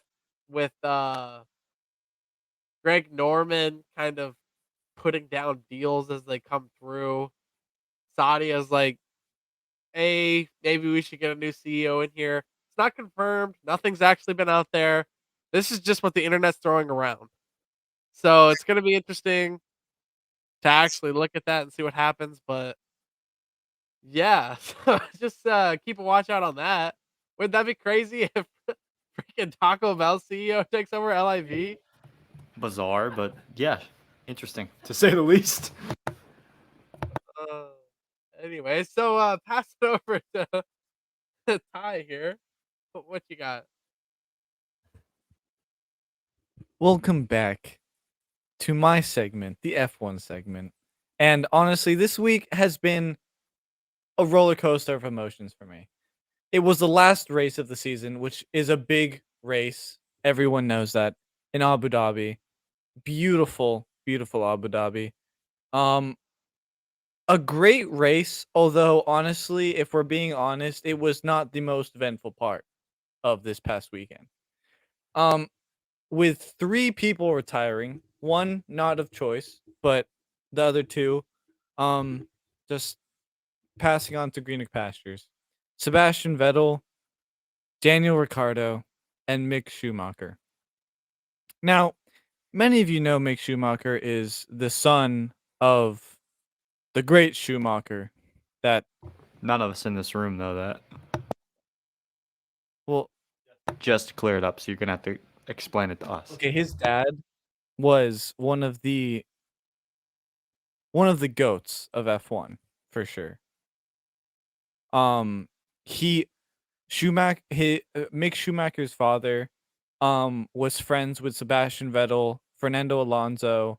Honestly, kind of raised up the next generation of drivers, and Vettel kind of also being that for this generation of drivers, like the Daniel Ricciardos, the Lando Norrises, um the Verstappens, the Carlos Sainz's, like all the people that are currently dominating kind of got it from Vettel, who got it from Schumacher. And Vettel, who is a five-time world champion, um started his kind of just did his winning streak in Red Bull when he was there, moved to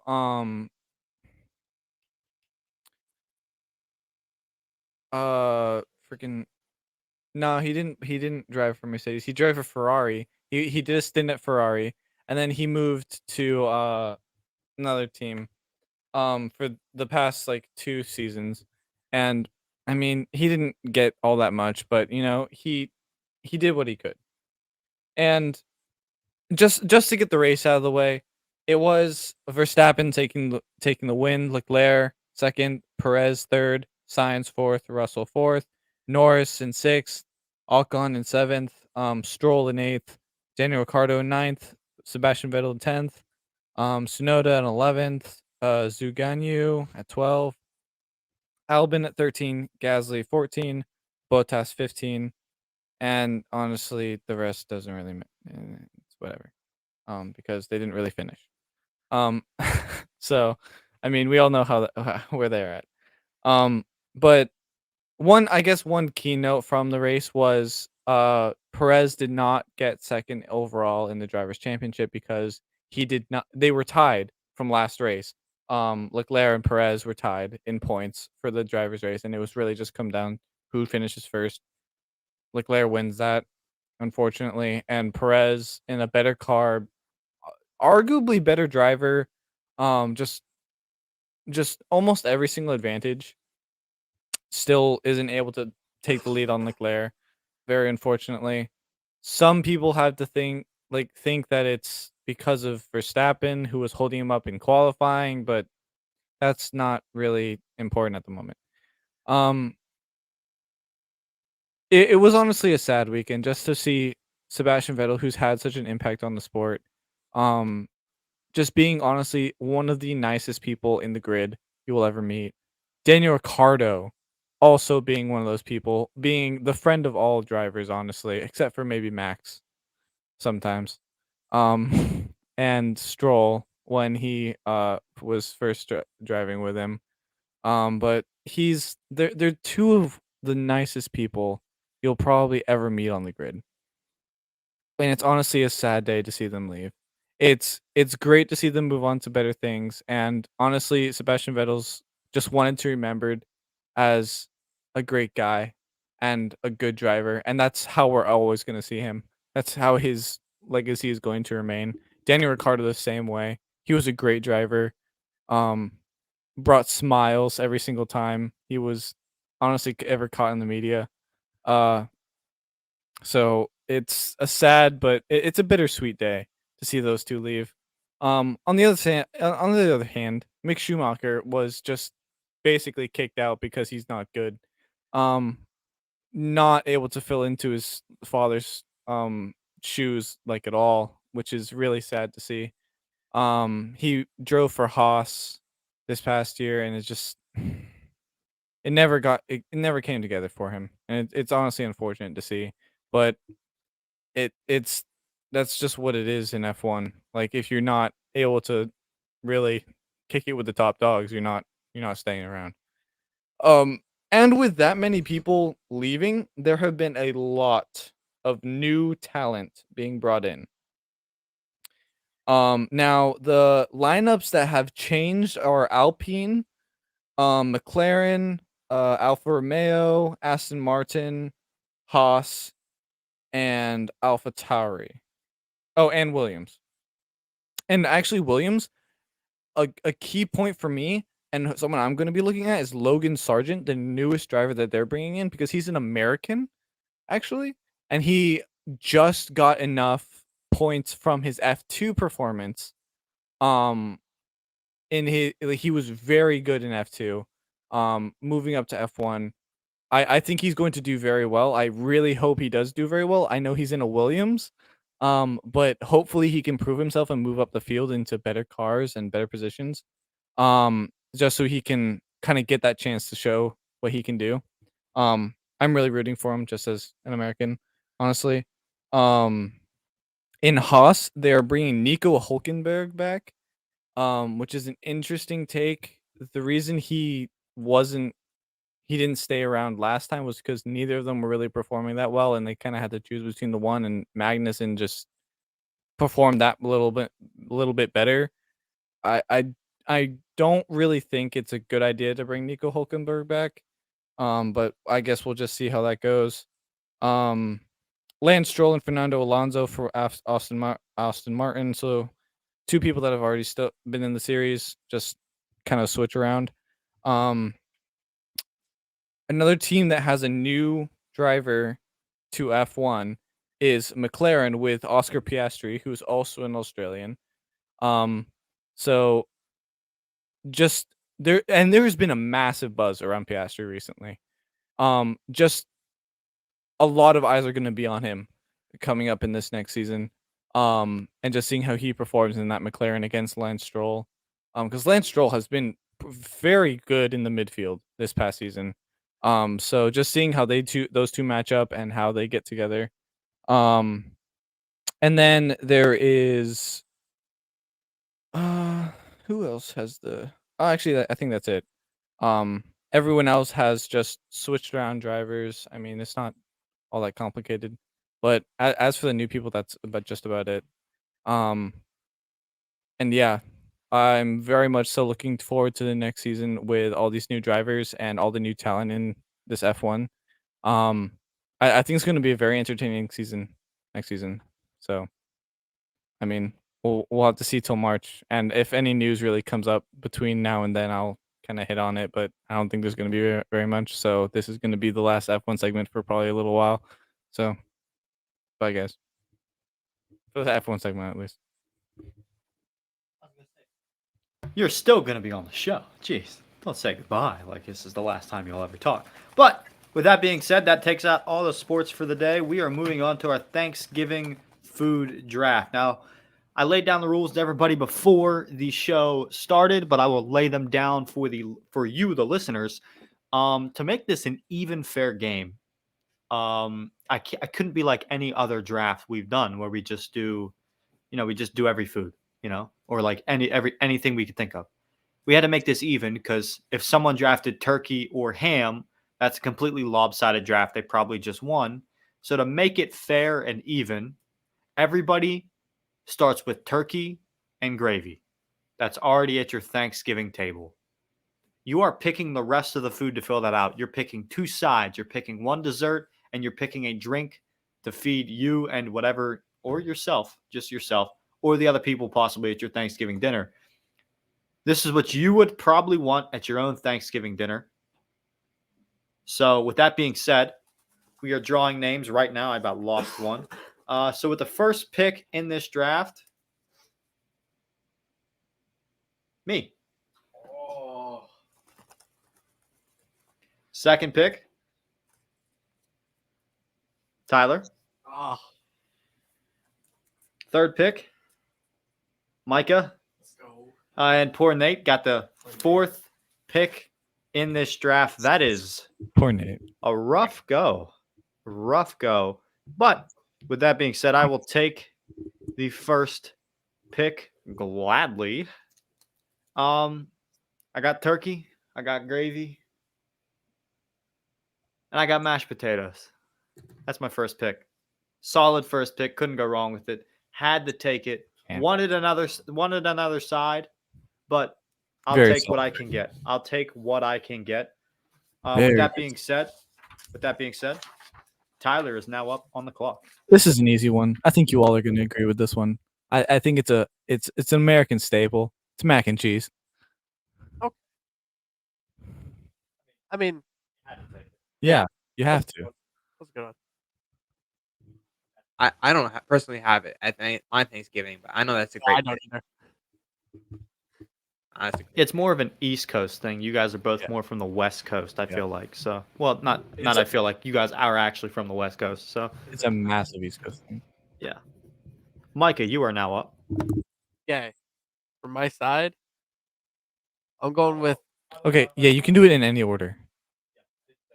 no. That's fine. You can do desserts too, like right now if you wanted to. You don't have to necessarily do. You can do whatever you want. You don't You have can to do a do- side. You could do a dessert now if you want. Just so not to like ruin your pick, but like just so you know. I forgot to clarify that, but Nate, just so you can use that maybe as a strategy. Nah, I'll save my dessert. Yeah. I'll save my dessert. I mean, it's not like anybody's gonna be. I mean, you thinking still also have a drink, so right. Yeah. That's fine. I have to think about my drink. Okay. But green bean casserole. I love that stuff. So that's gonna be my first pick for the side. is it really? I'm not a green bean casserole guy, but a lot of people are. So like, Hey, Yeah, it's that's a true. great locker room guy, the seasoned vet, but Yeah. it's personally not my He's favorite. a seasoned yeah, vet. it gets the job done. But yeah, good pick, Micah. Nate, you are up with 2 straight picks. I know. I'm excited. I think I'm about to steal Micah's pick. I'm sorry. I think we talked about it a little bit before this show, but it's my favorite pie. Oh Um, no, You just stole pumpkin pie. no, I, No? I no. I'm not a huge fan of pumpkin pie. To be What honest would with you you, say? pecan pie is my favorite. Pecan pie. Okay. That- Ah. Pecan pie. Yeah. Okay. What kind of ice cream do you eat with that? Vanilla. Thank you. I Only I vanilla. was just making sure he wasn't a psychopath and says something else. Okay, I that's all I was making sure. I just use whipped cream. To be honest with you, That's fair. That's fair. That's Like, fair. Whipped cream on that? Dude, whipped cream on top of the ice cream. Frozen whipped Yes. cream. Frozen whipped cream. Yeah. Frozen whipped cream. Yes. well, the Cool Whip. Like we get Yes, frozen Bro, Cool Whip. freaking coconut Cool Whip on that stuff? Oh, Oh. please, dude. Well, like back home, we make like a chocolate pecan pie, and so like it don't need more Wait, sugar. what? It's like a chocolate pecan pie. I You don't think I've put ever had that. Oh, it's so good. That sounds delicious. It's like chocolate bourbon pecan pie. It's amazing. Wow. Okay. Okay. Makes your heart burn a little bit with every bite. But with my second pick, I don't know exactly who was gonna take this, but actually no, people are probably gonna take this. My second pick, I'm gonna pick stuffing. Yeah. Oh, That's that was that's gonna be my solid. next I pick. knew Jared was Actually, gonna take that one. It, I to be knew honest, he was gonna. I wanted honest, stuffing so bad. stuffing Okay. is not my favorite, but I knew you guys were gonna take it, Oh so yeah. that's why I had to take it there. Oh yeah, stuffing's for sure. amazing. Question about the stuffing. We all prefer it in a pan, correct? We don't prefer it out of the turkey's butthole. Oh no, What? It's a pan, dude. Oh yeah. I mean, the No. people that put it inside the turkey. I understand why they do it, but it's kind of weird. Yeah, like you're eating it straight out of a Yeah, turkey. That's yeah. kind of gross. It's mean- because you get the juices and everything, but like it's weird. Yeah, it's You really can weird. just spoon out the juices after you're done cooking it. With you describing it, that Yeah. makes it less appetizing. Yeah. You have to No. scoop out the Okay. turkey, It can look good, but if it's not done correctly, it looks really really bad. What are And those nobody things wants called? to eat it. Nobody wants to eat that stuffing if it's done incorrectly. No, what are those things called that like you take the juice out with? The baser? Is that what it's called? A baser? The thing that you suck the juice out with and you Oh can yeah, scoop yeah, on yeah. top? I think it is. I Well, forget what like it's called. you Something like base that. Anyways, Yeah, my it is. dad I has one don't of those. cook. Yeah, yeah. And he does it every year, and that oh my gosh, those things are amazing. Oh yeah. Juice right on top right after it comes out. Yes, sir. Put it in its butthole. What kind of crap is that? That's not really what it is, but that's a just the French only thing. way that I know how to That's what it describe is. it. It's a French Oh, that's thing. what it is. It's pretty much what it is, right? Huh? That's pretty much what it is, right? The way I Don't described they it. like put a bag in Yeah, there? no. Something? No, they actually just put the shove the stuffing in there. Yeah. Mikey, you're up. Okay, so my next pick. Okay, this is gonna be since he took my pecan pie, still mad about that. We're gonna go with lemon meringue because that's probably my next favorite. Love that pie. So I'm gonna This is dangerous. that, We're, that's we're eliminating the freaking Oh. desserts earlier than I thought we would. yeah. This is bad because I I think still you have a could've side saved I lemon want to. meringue Actually, I don't for think anyone's later getting round. it. So I think I'm safe Oh, getting you're my dessert right now. chilling. I want to get that out of the way because I was craving pies now. So They I mean, can't take a dessert, so we're both safe. And Yeah. like, Yeah, we're chilling. you're thinking of one, I'm thinking of another one. If you steal mine, I'm gonna steal yours. So like, I'm gonna go with my side here. Oh, wait, you're up. Crap. No. You don't know. Oh I no. don't think you know the side I want. Huh? I don't think you know the side I want right now. No, I know what dessert you're gonna take, Well, yeah, that's easy. but I don't know what side you're gonna take, to be honest with you, and that yeah, concerns that's me. why I think I'm safe. Yeah. I'm gonna just go with pumpkin pie here. All right. I mean, I'm you taking definitely I'm stole taking the mine, but Thanksgiving staple. yeah, yeah, you definitely stole mine, but like that's all right. Like there's other great sides, and now I can literally wait on it, and I can like probably do first dibs at Hey, you drink got if I two. felt You like got it. two or no? You're Yeah. chilling. Yeah. So yeah, for with my I'll leave my dessert for last then. So I'm gonna go for my next side. Like a cheesy potato casserole. that's solid. Yeah, Like how do we let that that is fall? really good. you can't go wrong with it. I want something cheesy at the table, and since I can't take mac and cheese, I'll go cheesy potato casserole because, to be completely fair, on Thanksgiving when my mom makes a cheesy potato casserole, Oh, I will eat more of that at the table than I will eat mac and cheese because mac and cheese definitely better as leftovers. Cheesy potato casserole not as good the next day, but still very very good. But sometimes those potatoes taste a little funny in the microwave, you know? So like mac and cheese tastes real good in the microwave. Cheesy potato casserole, not so much. So I'll take cheesy potato casserole. And then I'll probably just go drink here because I'll take first dibs on the drink. Because I can wait on my dessert because no one else can go dessert. I'll take the classic Coca-Cola. Because I'm a Pepsi guy, but like Pepsi kind of like some would consider Pepsi low class. And because of the fact that at Walmart right now it's like $1 more than Coke, and I'm broke and can't afford that at the Thanksgiving table, so I'm gonna go Coke strictly because of that. So Ty, you're now up. What'd you say, Nate? I personally would not pay an extra $1 for an inferior cola. To be honest with you. Well, Pepsi's not inferior; it's much better. Oh. That's why it's more. Don't say that, man. You But- can't. Not here. Yeah, Not here. Coke is not. It's not. Pepsi's It's not inferior. Hey, for a debate, next debate, we have to talk about that because man, I go to war for Coke. Bro, you realize that Pepsi tastes exactly the same when it's warm, right? Pepsi's much better colder. Coke much better warmer. To be fair. Yes. I could drink Coke at room temperature. Now, That's- if we're talking about zero sugar drinks, Coke takes the cake by far. Coke Zero Sugar might be the most addicting drink on the planet. that's Um, facts. to be fair, I don't know what they put in all it. world Maybe leaders. they went back to the OG recipe and started putting cocaine in it because for whatever reason, when I drink a Coke Zero, I feel amazing. And TikTok agrees with me. I went down a 45-minute rabbit hole on Coke Zero on Saturday, and I regret every 45 minutes I went down. But a lot of people on TikTok like talking about Coke Zero, so I won't say no more. But Tyler, you're up. Okay. Let me think. I'm a Yeah, I still have a side and drink. I'm trying to think of what else I want to do for a side. Oh, you know what? You know what? As a very solid side that's honestly pretty scattered around. Dinner rolls. We're gonna leave dinner rolls out of here. We're gonna leave dinner. Nate is so pumped, dude. He's got a solid one. I know it. I'm I know he scared to does, know what dude. it is now. I just But yeah, one more dinner, pick. I dinner needed to rolls, drop. dude. Dinner rolls is a good pick, but I have one pick. I needed.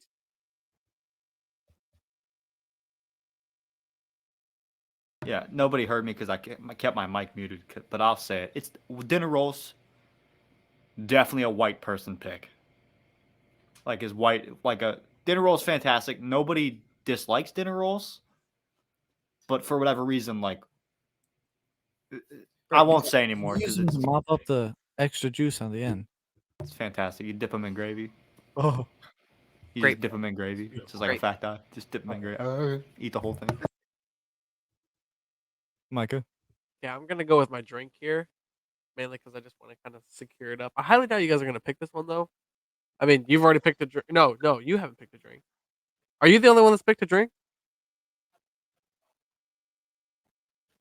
No.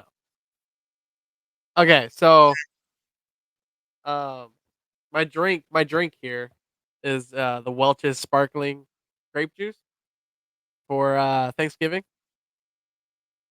Yeah. All right. Non-alcoholic. A non-alcoholic bubbly. Guys drinking Christian bubbly. I respect it. Actually, though.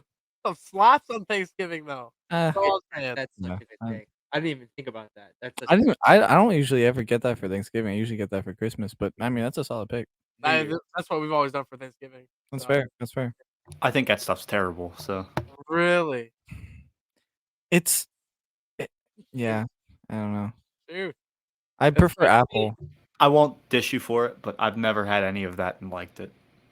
To be fair, All right. That's sad. I know I'm- it's sad. That's Nate, your pick. So I'm so actually glad it falls. It fell. I'm a sweet tooth. And so even with the side, I have to go with something sweet. I don't know. I can't believe it fell this far to the third round. But sweet potato casserole, I think, is probably one of the goat sides. I literally knew you were gonna take that after I said cheesy potato casserole because I saw the gears in your brain go. Yeah, I didn't think it was gonna drop that far. That's why I took pecan pie first, and I took stuffing first, hoping it would fall, and it fell. So that's probably my side. And then for a non-traditional drink, a drink that I have been enjoying, it has its own commercial, it has its own theme song. Its spokesperson is LeBron James himself. It's the third thirstiest time of the year. Um, with the fourth pick and my final pick of this draft, I'm picking Sprite Cranberry. Hey, Wrong, solid pick. Solid pick. wrong Solid pick. season, but solid pick. You know what? It's a holiday drink. It's not a Oh, yeah. It is the Oh, yeah. thirstiest time of the year. It is. It is. That is a great pick, Micah. You are up with your final pick. Yeah. I'm trying to think of the name of it because it's in my head. Describe it. We're foodies in here. We'll get it. I believe it's an Italian dish to begin with. So I'm kind of banking off of Jared with this one. Do Italians celebrate? It's what? Italians celebrate Thanksgiving. Okay. We At don't, least we do in my we don't eat chicken parm every day of the year, dude. What is that stuff? The little it's like It's almost like Gnocchi? cornbread, Oh, but it's like soft, and you cook it, and you can fry it too. oh, It's I know what you're talking it's about. like yellow. Yeah, I know what you're talking about. I don't remember the name. And it's bugging me because that was my pick, but I can't remember the name of it. I'm trying to like look it up on my phone, but it's not coming up. We'll just mark you down for Italian thingies, I think. It's like corn gnocchi, honestly. Gnocchi. Or is it nochi? How do you pronounce it? Gnocchi. You can say it a bunch of different ways, honestly. It's gnocchi. Gnocchi. You can't Gnocchi, say that's it what I've any heard. other way. Wait, what? I've heard gnocchi, which I'm like, that's Gnocchi. Yeah. It's pronounced differently, different places. 'Cause Gnocchi. Japan does it differently. Definitely not Ginocchi. No. Gnocchi. Gnocchi. No. Benvenucci. Shout out the XFL quarterback goat Ben DiNucci. That is where he is playing now, Nate. Just so you're Yeah. aware. So that's Micah's pick. We'll have to figure out the name. Yeah. Afterwards. Off topic here. Off topic here. Speaking about Ben DiNucci, have you seen Ben DiNucci's hat line, Nate? Guy's got a solid Dallas hat line that I think what? you need to get one of the Ben DiNucci Dallas hats, dude. We need to get you Hold one of on, those I'm somehow. gonna look it up. They are fire hats. Yeah. They're fire, but Let me see. yeah, they're Maybe fire. we could do a Secret Santa or something. Yeah, Christmas. that was Probably. the Dallas Ben DiNucci brand hat. I don't know what brand it is. They are fire hats, and I've debated on buying one. But again, I'm pretty loyal to a specific hat brand that sits on my desk. That's So fair. That's yeah. fair. Yeah. Tyler. Back to the Okay. draft. All right. So for my drink pick, now should I go mainstream, like a mainstream drink, or can I go with something that's like It's your Thanksgiving, bro. Whatever you need. Whatever you need, bro. I was gonna go with homemade sweet tea. Solid. I like You that think pick. that's like you thought that wasn't like mainstream? Well, I like a name brand is what I was thinking. Like my other one is going to be root beer. If I was going to go like a name brand, some like a drink, I didn't know if we were. Yeah, homemade sweet tea's fine, dude. It's your Thanksgiving, dude. Alright. Eat what you want. All right, yeah. Eat what you want, dude. My dessert, I'm debating between a pie or something else, and I do not know what to go with. Well, I'm might not. as well tell us because like I'm not like a big pie guy. I'm a big peanut butter fudge guy. So like, I think I'm gonna go peanut butter fudge over apple pie. Gonna leave apple pie on the table. I'm gonna go peanut butter fudge because I like peanut butter fudge too much to pass up on it. that's So that is my draft a solid pick. because I just peanut butter fudge is It's also a very undefeated, white dude. thing. What'd you say? It's also a very white pick as Oh, well. fudge is fantastic, dude. Oh yeah, for Fudge is sure. I'm fantastic. completely with you there. I haven't had good fudge in so long. No, bro, my grandma gets fudge from this like market, where she lives. It's so good. Homemade fudge is so good. Yeah, she has a friend that makes it too. Mass-produced fudge, I do love. I had Bucky's fudge from Bucky's a few weeks ago. Good fudge, but it just reminded me of Cabela's fudge, which to me is average. True. And I thought the Bucky's fudge was slightly average. Homemade fudge is fantastic. I think Micah might have figured out his. Did you figure out your food? Yeah. Micah figured out his food, so we will go back to Micah to figure out what his pick was actually. What is it? Yeah, no, I texted my dad real quick. Polenta. It's called polenta. It's an Italian dish, like Central Italy, Interesting. and you can make it. You can make it a lot of different ways, but what we do is we put it in a pan, we bake it, you cut it up into like squares, and then you fry it, and that stuff is amazing. Holy cow! Hmm. So yeah, if you ever go to an Italian house for Thanksgiving or Christmas, you're more than likely gonna have that on the table. That sounds so good. So, it's good. Yeah. I My think family, we do turkey tacos on Black Friday. Bro, that sounds fantastic. dude, I make the freaking turkey sandwich day after. Fry some chicken or fry some turkey in a pan. Oh Put yeah, that on the sandwich. fire. I just throw like mac and cheese, cheesy potato casserole, and like chopped up turkey in like a Yes. bowl and heat it up Oh, in the yeah. microwave and Yes. eat it like a fat slob with like Oh, 4 yeah. dinner rolls. And So Coke Zero to make Yeah. it healthy. yeah, yeah. I definitely that last year was not drinking 173. Coke Zero. That was recently I started doing that stuff. Whatever they put in that Coke Zero is too addicting. So I would good. like to just let that be known. It's too addicting. But this episode has gone too long, and we're gonna end it right here. Fun draft, guys. This is a fantastic draft. Comment down below who won this draft. I will leave a post on our YouTube community page on who picked what, and leave a comment there, or just leave it below if you've watched this far. We absolutely appreciate you. Leave a comment on who you think won the draft, and enjoy Thanksgiving. Enjoy Thanksgiving weekend. Enjoy the Black Friday deals if you're a shopper. We're all too broke to be doing that. So you guys enjoy it because we can't. And we will see you guys next week with another episode. Peace.